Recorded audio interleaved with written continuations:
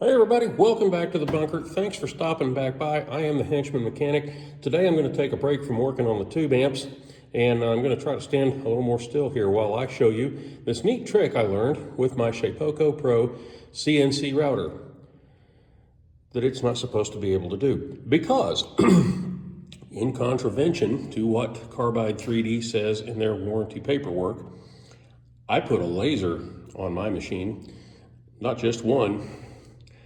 I put two lasers on it. I can hear Kevin Barnett and Winston Moy's strokes happening right about now if they happen to be watching this. Anyway, Carbide tells you if you put a laser on one of their machines, avoid your warranty. It's okay, it's out of warranty. It's kind of like the moon pies in red at the safe house. Anyway, what I'm going to talk about today is called the Norton White Tile method. And it's a really cool way to engrave nice, sharp, high contrast, black and white images on cheap ceramic tile. Now, I picked these up at a big box store, whose name I will not mention because I'm not into doing free advertising. Paid 13 cents a piece for these. If you buy them in a box of 100, you get them for 11 cents a piece. And what this method involves is using titanium dioxide to engrave an image. And I do mean engrave. I mean, it fuses the image into the glaze layer on the face of the ceramic tile. And what's titanium dioxide? Well, it's everywhere. It's in everything. It's white pigment. It's used in soap, toothpaste, foods, all kinds of things. And spray paint. So basically, the method goes like this. You take a can of spray paint, and this is what a lot of YouTubers, and by the way, I didn't come up with this method. This is named after somebody called Norton, and I learned it in college at my favorite institute of higher learning, YouTube U. Go mascots. Anyway, this is the stuff that a lot of YouTubers recommend for this process. Now, I'm not saying that it doesn't work. I'm not saying that they're putting anybody on. I am saying I had problems getting it to work. What happens is you spray this stuff on, you load up a black and white image in Lightburn software or whatever software you use to run your laser machine, and you engrave this onto the paint. You pretty much got to use a diode laser for this. Like I mentioned, I've got a CO2 gas laser on this system, and I tried it with the gas laser, and well, gee, it blasted the paint and the glaze clean off the ceramic tile. So no infrared lasers for this process, but this is what happened when I used the Rust-Oleum white, and I think it's because it's an oil-based paint and there's something in the oil-based binder that's interfering with the laser being able to turn the titanium dioxide black and fuse it into the tile surface. You can see it sort of kind of worked. Maybe it would work better if I hadn't bought my laser head off of bigboxstore.com for 68 bucks. Maybe a more powerful laser does better with the oil-based stuff. Mine doesn't.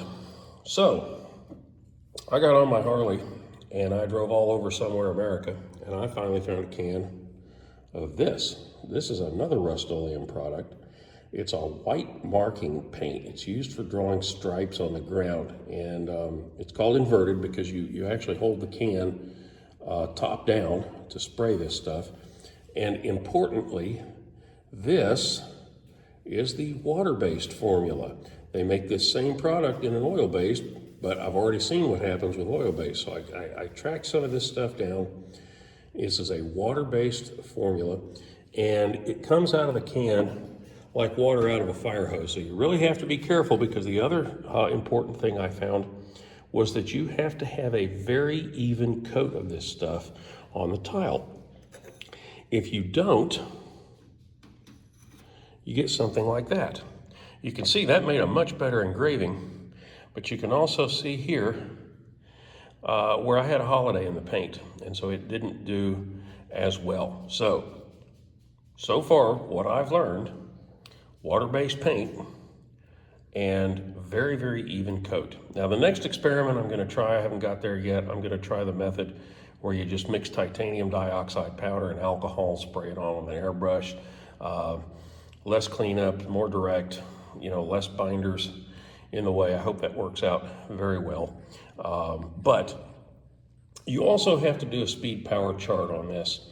And what I found is, intuitively you expect that at the highest speed and the lowest power setting, you're going to get the lightest engraving. And then as you progress diagonally across the chart, you're going to, at the far corner where you have the highest power and the lowest speed, you're going to get the darkest black. Well, that's not necessarily the case. And again, I'm not a physicist, so I don't understand everything I know about this, but I'm speculating it's because when you get going too slow and too hot, you're actually burning away the black pigment from the tile. So you have to run a speed power chart.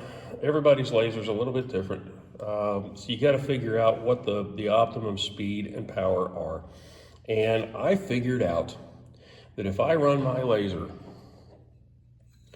at 1200 millimeters a minute at 60%, I can do that. That's my mascot, that's my boy there. And the detail is just astonishing. That was done in raster. Most everything you do with this process, you're probably gonna do in raster because you're gonna be doing images.